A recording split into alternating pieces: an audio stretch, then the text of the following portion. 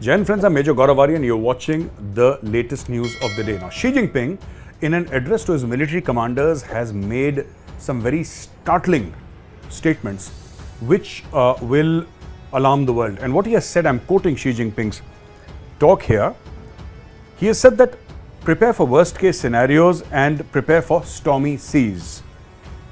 The complexity and difficulty of the national security issues we are now have to face have increased significantly, and this is what he said at the party's National Security Commission. We must adhere to bottom line thinking and worst case scenario thinking and get ready to undergo major tests of high winds and rough waves and even perilous stormy seas.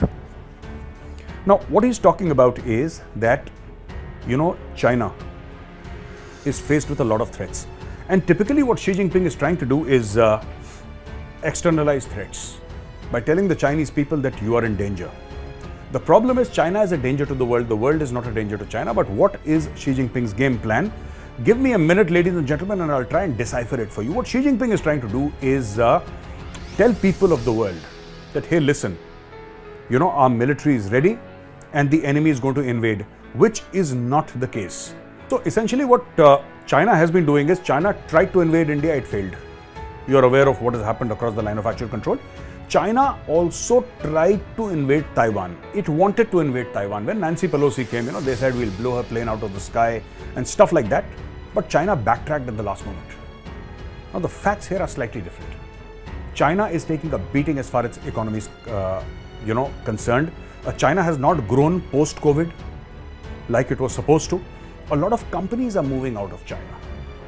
A lot of companies, Tesla is saying that it's going to start production in India. Apple has already moved significantly to India, and all these companies are moving into Malaysia, Thailand, Taiwan, and Korea, and Philippines, etc. So this is where the stuff is going out of China from. And which are the companies that are producing in China? These are essentially American companies. These are essentially European companies. So in effect, look at it from a NATO perspective. I'm going to explain to you from a military perspective. The decoupling of the economy has started. Now, it's still a while that this decoupling will take place. It's not going to happen tomorrow. Today, China is still the back end of all the global manufacturing. That part is true. But the fact of the matter is, slowly but surely, this decoupling is happening. And the more this decoupling happens, the more it hits China financially. And the more it hits China financially, the more belligerent China will get. This is China giving a military dimension to what is essentially an economic problem. Now, according to some estimates, there are 50 to 60% of chances of China going into recession. So 50-60% chances of China going into recession. The chances of India going into recession are zero. Germany has already gone into recession. And the next in line is probably the United States of America, France, or even UK. This is what is happening in the world. India has zero chances of recession. And this is why China has taken a belligerent military attitude. Now, who's threatening China? Come to think of it. Has India made any comments against China? Has Taiwan made any comments against China? Who has made comments against China? Nobody. This is simply Xi Jinping externalizing a threat and giving a military dimension to an otherwise economic problem. Now, ladies and gentlemen, another news from India is that, we spoke about jointness a few days back and we spoke about theatre commands. What the CDS's office has done, General Anil Chauhan is the CDS, and what he has done is said that there should be joint logistical nodes for the armed forces. Now, let me give you an example. A very simplistic example, but let me give you an example. Let's say there is a fuel supply dump. And let us assume that Army, Navy and Air Force are in the same place. Okay? These are rare, but they do happen.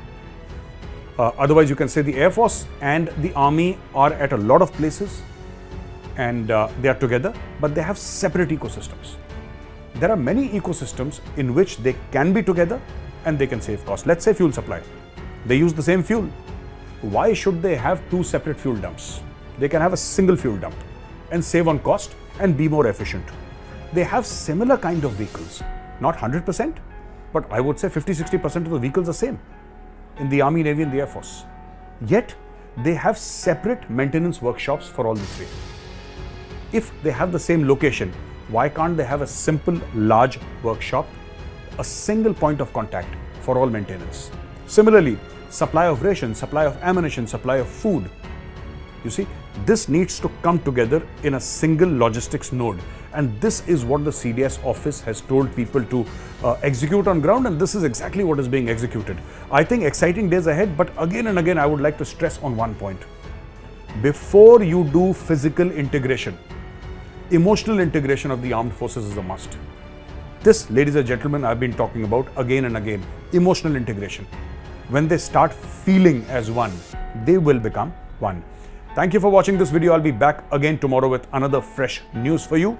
Till then, have a great day.